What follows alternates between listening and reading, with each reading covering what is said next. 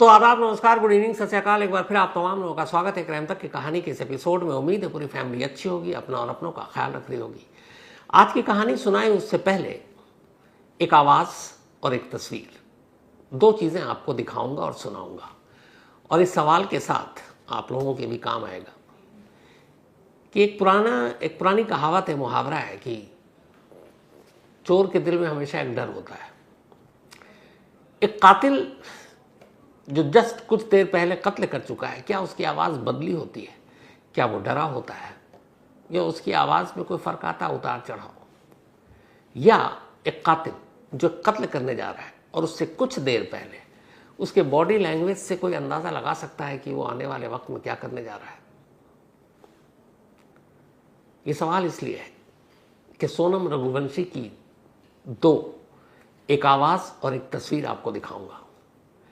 एक कत्ल के ठीक आधे घंटे बाद की है और एक कत्ल से कुछ घंटे पहले की है। 23 मई को दोपहर 1:30 बजे राजा रघुवंशी की मां यानी सोनम की सास ने इंदौर से फ़ोन किया था, और ये फ़ोन किया था सोनम को। और सोनम तब उस वक्त चेरापूंजी के इलाके में थी। सास बहू में जब ये बातचीत हो रही है तो इस बातचीत के दौरान सोनम हाँप रही है, ऐसा लग रहा है कैसे चढ़ाई चढ़ रही, और वो फ़ोन पे बताती भी है कि हाँ, मैं काफ़ी चढ़ाई है। और इस बातचीत के आधे घंटे के बाद सोनम का मोबाइल बंद हो जाता है।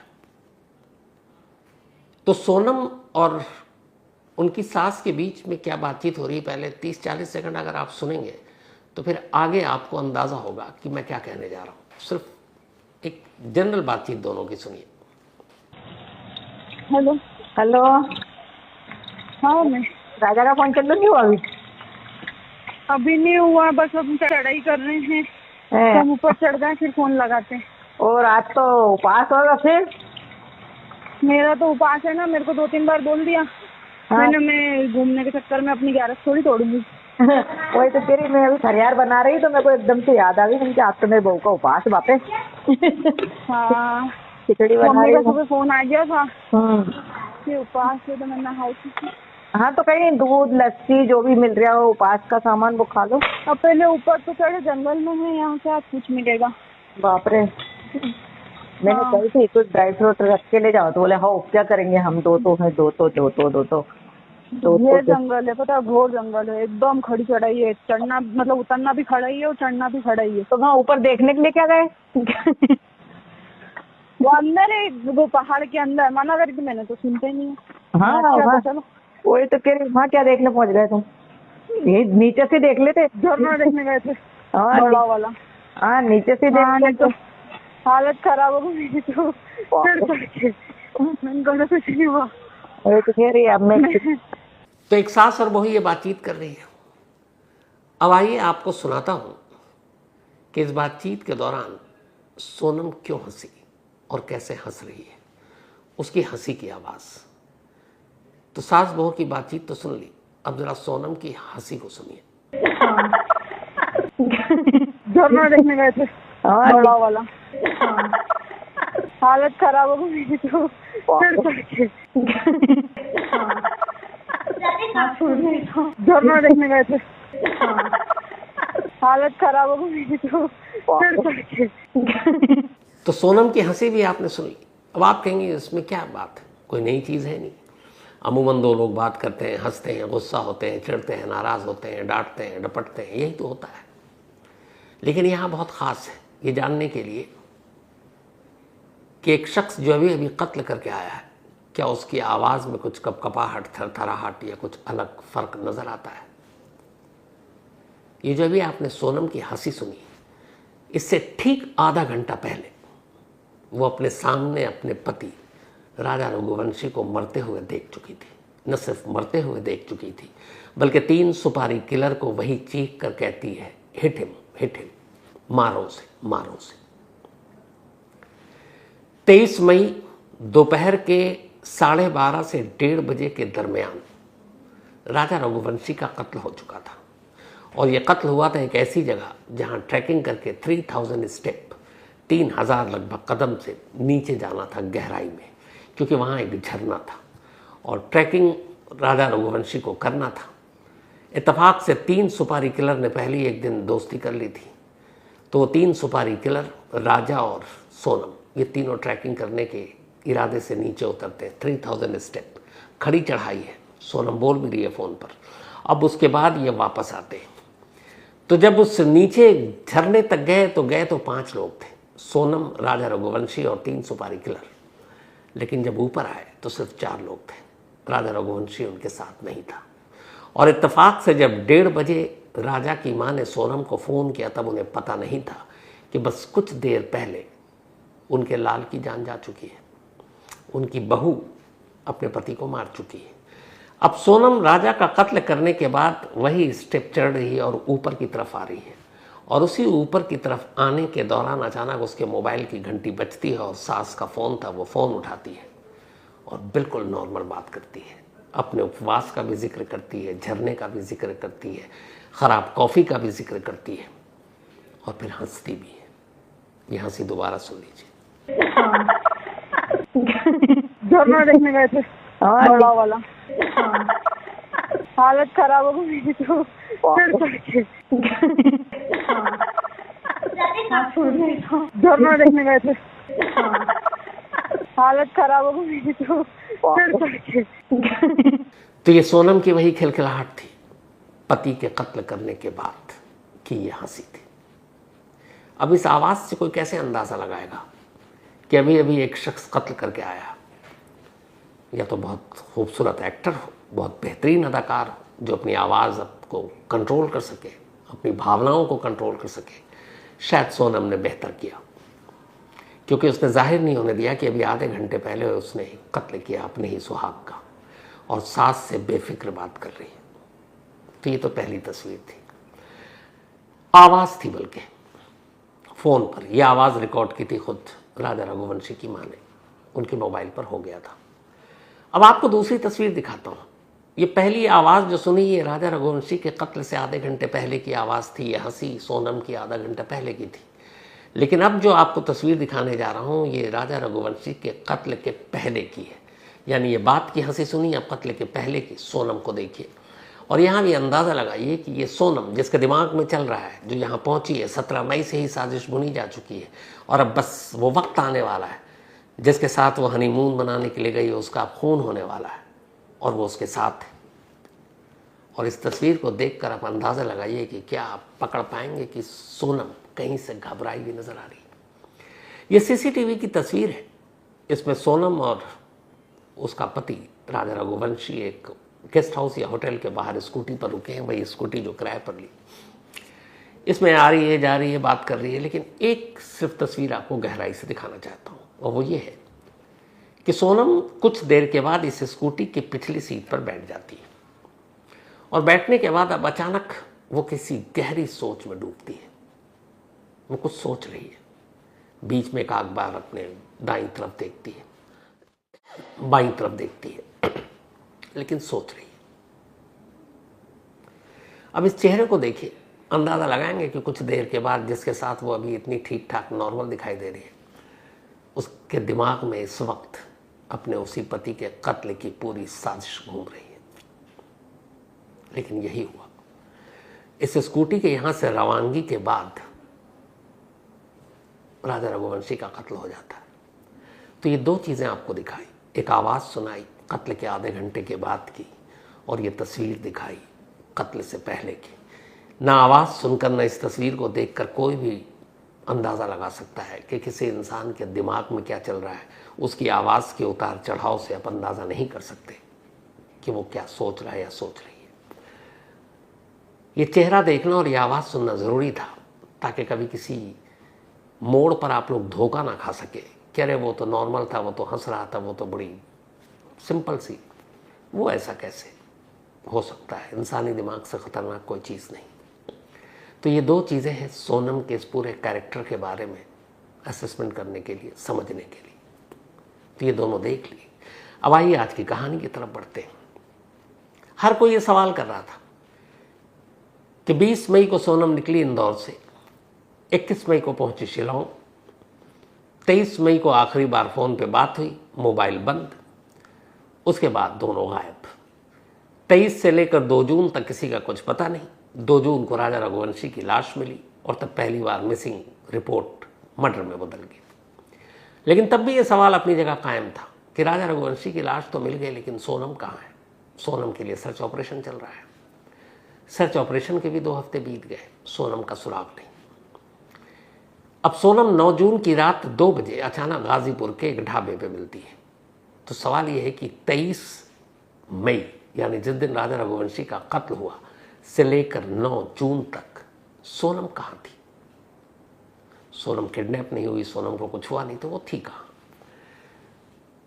जो 3 सुपारी कुलर थे, इंदौर की क्राइम ब्रांच की टीम उनसे वैसे ही पूछताछ की, हालांकि केस उनका नहीं है फिर भी।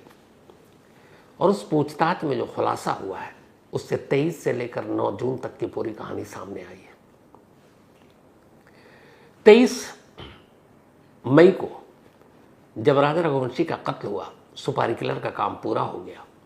वो तीनों कत्ल करने के बाद वहां से निकलने थे। वहां से निकलने के बाद वो तीनों गुवाहाटी पहुंचते हैं और गुवाहाटी से यूपी होते हुए इंदौर चले जाते हैं। अब वो सीन से गायब। सोनम कहाँ थी? सोनम भी जब राजा रघुवंशी का कत्ल हो गया, 1:30 बजे सास से बात हो चुकी, उसके बाद वो वहां से निकलती है और शिलोंग से वो भी गुवाहाटी के लिए रवाना हो जाती है सड़क के रास्ते। अब वो गुवाहाटी पहुंचती है। गुवाहाटी जाने के बाद उसने पहले से ही पता कर रखा था ट्रेन की टाइमिंग क्या है। गुवाहाटी से वो एक ट्रेन पकड़ती है इंदौर के लिए। 25 मई को सोनम रघुवंशी उसी इंदौर में थी जिस इंदौर से 5 दिन पहले यानी 20 मई को वो हनीमून मनाने के लिए वाया गुवाहाटी शिलोंग गई थी। लेकिन फर्क ये था कि 25 मई तक सोनम और राजा रघुवंशी की कहानी मीडिया की सुर्खियां नहीं बनी थी, इसलिए लोगों को पता नहीं था इतना। और जब पता नहीं था तो सोनम के लिए अपने ही शहर लौटने में कोई खतरा नहीं था, लेकिन अखबारों में उसकी तस्वीर छपी, न्यूज़ चैनल पे, सोशल मीडिया पर उसकी खबरें आ रही थी। असली खबर तो वायरल होनी शुरू हुई 26 मई को, जब दोनों परिवार वाले तंग आ गए, परेशान हो गए कि 23 मई से दोनों के फ़ोन बंद है। और 26 मई को सोनम और राजा रघुवंशी के भाई पहुंचते हैं मेघालय और वहां पुलिस में कंप्लेंट देते हैं। जब कंप्लेंट देते हैं उसके बाद ये खबर बाहर आती है इंदौर के थ्रू नेशनल मीडिया तक, और फिर ये खबर सुर्खियां बनती है। 27 मई से फिर खबरें आनी शुरू होती हैं, लेकिन तब भी उस पैमाने पर नहीं। जब 2 जून को पहली बार पता चला कि राजा रघुवंशी की लाश मिली, यानी 2 लोग जो हनीमून मनाने के लिए शिलोंग गए थे उनमें से एक मुर्दा मिला है, तब अचानक सारी मीडिया इस खबर पर कूद पड़ी। तब पहली बार दोनों की तस्वीरें छपने लगी। तो 2 जून के बाद यह खबर हर तरफ वायरल होने शुरू हो गई। 25 जून को पहुंची थी सोनम इंदौर ट्रेन से। इंदौर में उसे मिला राज कुशवाहा, उसका प्रेमी। वो उसे ले गया इंदौर में अपने और राजा रघुवंशी के घर से दूर एक दूसरी मोहल्ले में, एक दूसरी बस्ती में। वहां किराए का एक घर था जो उसके एक परिचित का था। उसी घर में उसने सोनम को रखा, लेकिन वो सोनम के साथ रहा नहीं, क्योंकि उसे मालूम था कि राजा रघुवंशी और सोनम की तलाश है। तो वो सोनम के घर भी जा रहा है, उसके पिता से भी मिल रहा है, दोनों की तलाश में उसके ससुराल भी जा रहा है, किसी को शक ही नहीं हो रहा है। लेकिन जैसे ही ये मामला शिलोंग दोनों भाई ढूंढने के लिए गए, मीडिया की सुर्खियां बनी, सोनम और राज कुशवाहा दोनों डर गए कि जिस सोनम को ढूंढने के लिए सर्च ऑपरेशन पूरे शिलोंग में चल रहा है, नेशनल मीडिया, सोशल मीडिया, हर तरफ खबर चल रही है, इंदौर में अब अगर उसने किसी ने उसको देख लिया तो पहचान लेंगे। इसी के बाद फिर प्लान का दूसरा हिस्सा शुरू होता है। राज कुशवाहा अपने एक परिचित ड्राइवर को बुलाता है और एक गाड़ी के जरिए सोनम को इंदौर से निकलवाता है। अब सोनम इंदौर से निकलती है और यूपी पहुंच जाती है। यूपी से राज कुशवाहा का पुराना रिश्ता रहा, उसके बहुत सारे रिलेटिव, उसके दोस्त यूपी में। यूपी में वो वाराणसी पहुंचती है, फिर अलग अलग जगहों पर रहती है। मोबाइल उसने अपना रखा नहीं था, सिर्फ एक खास नंबर था जिससे वो राज के टच में थी। अब वो वहीं है, यूपी में। इधर वो यूपी में है, तलाश जारी है। अब लाश मिलने के बाद राजा की हर तरफ खबरें, हेडलाइन बनी हुई है। मेघालय पुलिस पे प्रेशर है। अब उधर मेघालय पुलिस क्या कर रही है? मेघालय पुलिस ने एक एसआईटी फॉर्म किया, स्पेशल इन्वेस्टिगेशन टीम। अब उन्होंने कहा कि ये 2 लोग गायब हैं, मेघालय की भी बुराई हो रही, बदनामी हो रही है। उन्होंने तफ्तीश शुरू की। सबसे बेस्ट तरीका था सीसीटीवी फुटेज।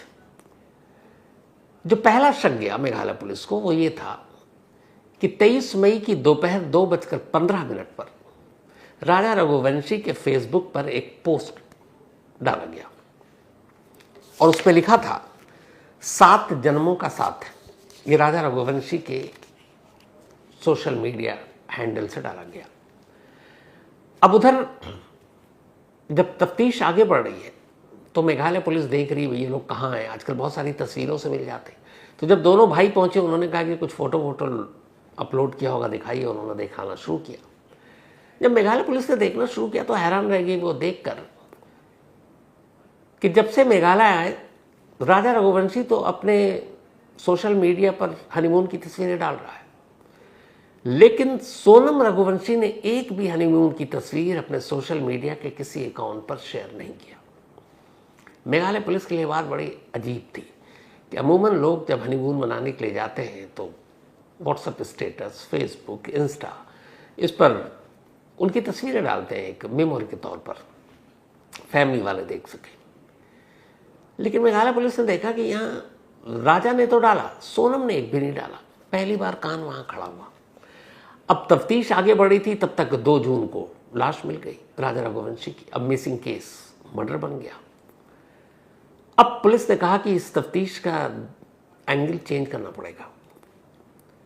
हालांकि जो काम मेघालय पुलिस को 26 को ही करना चाहिए था वो उन्होंने थोड़ा लेट किया। जब 26 मई को मिसिंग कंप्लेंट लिखी तो मेघालय पुलिस का सबसे पहला काम यही होना चाहिए था कि वो राजा और सोनम इन दोनों के मोबाइल की कॉल डिटेल, CDR यानी रिकॉर्ड, और उनके लोकेशन, बाकी चीज़ें, नंबर तो था ही था। तो CDR निकालने से पता चल सकता था कि सोनम किस किस के टच में थी और राजा किस किस के टच में था। बट शायद CDR निकालने में मेघालय पुलिस ने थोड़ी सी लेट लतीफ़ी की। लेकिन जब लाश मिल गई तो मेघालय पुलिस फुल एक्शन में आई। अब जब एक्शन में आई तो उसने सोनम के कॉल डिटेल रिकॉर्ड को खंगालना शुरू किया। जब कॉल डिटेल रिकॉर्ड को खंगालना शुरू किया तो पता चला कि 23 मई की दोपहर 2 बजे फ़ोन बंद होने से पहले सोनम जनरली अपने फैमिली मेंबर को छोड़कर 2 फ़ोन नंबर से लगातार कांटेक्ट में थी। एक मोबाइल का लोकेशन मेघालय का ही दिखा रहा था। अब मेघालय पुलिस थोड़ी चौंकी कि गेस्ट हाउस या स्टे होम, यहाँ के नंबर हो सकते हैं, टूरिस्ट जाते हैं तो हम नंबर रख लेते हैं कि कुछ ज़रूरत हो। लेकिन वो नंबर उनमें से किसी स्टे होम या गेस्ट हाउस वालों का नहीं था, ना किसी गाइड का था। तो वो नंबर किसका था जो एक्टिव था और जिससे वो लगातार कांटेक्ट में थी? दूसरा एक और नंबर था जिससे वो लगातार कांटेक्ट में थी और वो नंबर था इंदौर का, राज कुशवाहा का। जब ये 2 चीज़ पुलिस को मिली तो पुलिस ने अपनी धीरे धीरे तफ्तीश शुरू की। अब उसने आसपास के लोकेशन के कुल 42 CCTV कैमरों को खंगालना शुरू किया। फिर क्राइम सीन को दोबारा रिविजिट किया और देखना शुरू किया। जब पुलिस ने क्राइम सीन को विजिट किया तो देखा उस दौरान में उसे एक जैकेट मिला, फिर 6 किलोमीटर दूर जहाँ से लाश मिली थी वहाँ से एक रेनकोट मिला, स्कूटी मिल चुकी थी। जहाँ से डेड बॉडी मिली थी, अब वहाँ के आसपास के CCTV फुटेज को जब खंगालना शुरू किया पुलिस ने, अब वो चूँकि खाई वाला एरिया, जंगल, पहाड़, तो वहाँ से 10 किलोमीटर दूर क्राइम सीन से, मौका वारदात से, एक CCTV कैमरे में पुलिस को अचानक सोनम दिखाई देती है और सोनम के साथ 3 और लोग दिखाई देते हैं। और ये बात है 23 मई की दोपहर की, लगभग 2 से 3 बजे का वक्त होगा। और इत्तेफाक से मेघालय पुलिस के हिसाब से राजा रघुवंशी का कत्ल 12:30 से 1:30 के दरमियान हो चुका था, 23 मई को दोपहर को। अब जब उस क्राइम सीन जहां लाश मिली वहां से 10 किलोमीटर की दूरी पर सोनम दिखाई दी और साथ में 3 लोग, तो फिर मेघालय पुलिस का माथा ठनका। उन्होंने अब आसपास के और सीसीटीवी फुटेज जहां सोनम और ये रुके थे उनको भी निकालना शुरू किया। 42 सीसीटीवी कैमरे देखे और उनमें से कई ऐसे सीसीटीवी कैमरे दिखे जिसमें सोनम और वही 3 सस्पेक्टेड कुछ दूरी पर खड़े नजर आए। लेकिन 23 मई वाले वीडियो में सीसीटीवी कैमरे में उन तीनों के साथ सोनम बिल्कुल करीब नजर आई पहली बार। तब राजा रघुवंशी साथ नहीं था। अब जब ये सारी चीजें मिली तो फिर नंबर भी वो जो एक जिससे संपर्क में थी उसको ट्रेस किया गया। पता चला कि उसका भी सिम जाकर इंदौर से जुड़ता है। जो दूसरे नंबर पे वो कांटेक्ट में थी वो भी इंदौर से कनेक्शन है, राज कुशवाहा। तब मेघालय पुलिस ने पहली बार इंदौर पुलिस से कांटेक्ट किया और उन्हें ये सारी कहानी बताई। अब मेघालय पुलिस के लिए जो मिसिंग पर्सन थी अब तक, जिसको मिसिंग मान के ढूंढ रहे थे सोनम को, अब वो प्राइम सस्पेक्ट थी। मेघालय पुलिस को अब उसी दिन यकीन हो चुका था कि इस मर्डर केस में और इस पूरी साजिश में राजा की पत्नी सोनम शामिल है। इसी के बाद इंदौर पुलिस से ये शेयर किया गया। इंदौर पुलिस ने फिर वापस जांच शुरू की और एक एक कर राज कुशवाहा और तीनों सुपारी किलर को पकड़ा। जब पकड़ा तो फिर उन्होंने कहानी सुनाई और बताया कि 23 मई को ही राजा रघुवंशी का दिन में कत्ल कर दिया गया था और जब कत्ल किया गया तो वही 3000 स्टेप नीचे जाकर जहाँ पे झरना था वहाँ तक वो तीनों और साथ में राजा और सोनम ये गए थे, क्योंकि एक दिन पहले से दोस्ती हो गई थी। वहाँ सुनसान इलाका, कोई था नहीं। इन्होंने वो जो दाव था वो गुवाहाटी में होटल के करीब से ही खरीदा था। अचानक उन्होंने दाव निकाला, आसपास में कोई था नहीं। तीनों सुपारी किलर राजा के पास खड़े थे, सोनम थोड़ी दूरी पर थी। वो कुछ सोच रहे थे, हिचकिचा रहे थे। तब सोनम चीखती है, हिट हिम, हिट हिम। और इसके बाद उनमें से एक राजा के पहले सिर के पिछले हिस्से पर फिर आगे के हिस्से पर वार करता है। जब वो वार करता है तो इत्तेफाक से खून के कुछ छींटे उसके जैकेट पर जाकर गिरते हैं। अब जब जैकेट पर खून के छींटे गिरे तो वो घबराया, उस जैकेट को पहनकर वहां से निकल नहीं सकता, लोग देखेंगे। उसने अपना जैकेट उतारा और वहीं लाश के पास फेंक दिया। जैकेट उतार दिया।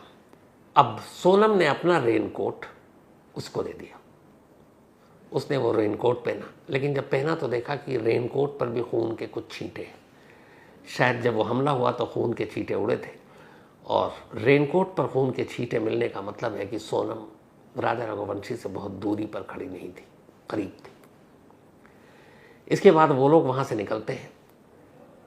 अब रेनकोट पे भी खून के धब्बे थे। पुलिस को गुमराह करने के लिए 6 किलोमीटर दूर उस रेनकोट को भी फेंक देते हैं। इसके बाद ये वहां से निकल लेते हैं। तीनों गुवाहाटी चले जाते हैं, फिर अपने अपने ठिकाने पर। ये उनकी आखिरी मुलाकात थी सुपारी किलर से। फिर उसी रात सोनम भी निकल लेती है और इंदौर पहुंच जाती है। अब ये तो रही वहां तक की कहानी। अब इन तक पहुंचने में पुलिस ने एक और चीज ने बड़ी मदद की। राजा रघुवंशी और सोनम ने स्कूटी किराए पर ली वहां पर घूमने के लिए। सेम जब ये तीनों सुपारी किलर पहुंचे तो उन्हें पता है कि वहां पे आड़ी टेढ़ी पहाड़ियों में, खाइयों में जाने के लिए टूरिस्ट लोग स्कूटी किराए पर लेते हैं। यही एक गलती होगी। सुपारी किलर में से एक ने स्कूटी किराए पर ली, और स्कूटी किराए पर लेने के लिए किसी भी प्लेस पे आप जाएं, आपको अपना एक आईडी कार्ड देना होता है। आईडी कार्ड के तौर पर आधार कार्ड या पैन कार्ड, कुछ भी। सुपारी किलर में से एक को पता था कि बिना आईडी कार्ड के स्कूटी किराए पे नहीं मिलेगी, और उनके पास कोई फेक आईडी कार्ड था नहीं। गलती से उसने ओरिजिनल आईडी कार्ड और उसकी तस्वीर फोटोकॉपी दे दी। अब जब पुलिस ने केस की तफ्तीश शुरू की तो वहाँ कुछ ही ऐसे लोग हैं जो स्कूटी किराए पे देते हैं।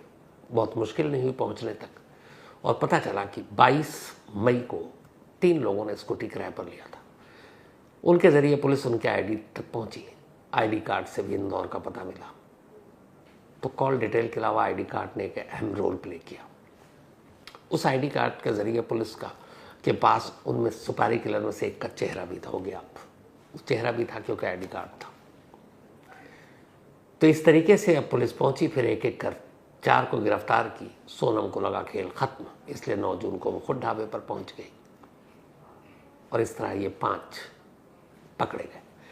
जब पहली बार सोनम के ऊपर शक हुआ था मेघालय पुलिस को, तब मेघालय पुलिस ने मिसिंग केस के बाद, चूंकि लाश मिल चुकी थी, जो SIT बनाई, उस SIT को इस ऑपरेशन का एक नाम दिया गया और इस ऑपरेशन का नाम रखा गया ऑपरेशन हनीमून।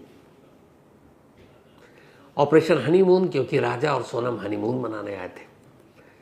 एक का कत्ल हो चुका है, गायब थी, जो गायब थी वही शक के घेरे में थी। और इस तरीके से 9 जून की रात ऑपरेशन हनीमून के एक पार्टनर की गिरफ्तारी के साथ खत्म हुआ। तो ये थी इन्वेस्टिगेशन की कहानी थी। इसी बीच एक दूसरी कहानी सामने आई है। कहानी ये है कि बहुत सारे लोगों ने कहा कि सोनम अगर चाहती तो इस शादी से इनकार कर सकती थी। अगर वो राज कुशवाहा से प्यार करती थी, भाग सकती थी उसके साथ, पर उसने ऐसा क्यों नहीं किया? तो राजा रघुवंशी के घर वालों ने एक बयान दिया है, उन्होंने इल्जाम लगाया है, वो ये है कि सोनम और राजा दोनों मांगलिक थे।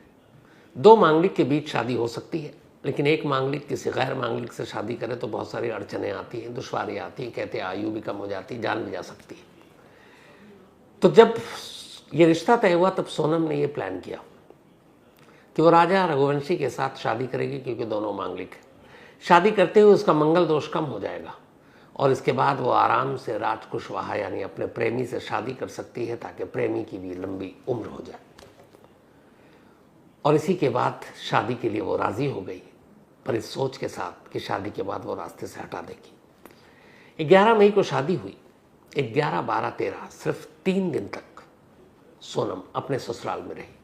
सिर्फ 3 दिन की दुल्हन थी वो उस घर में।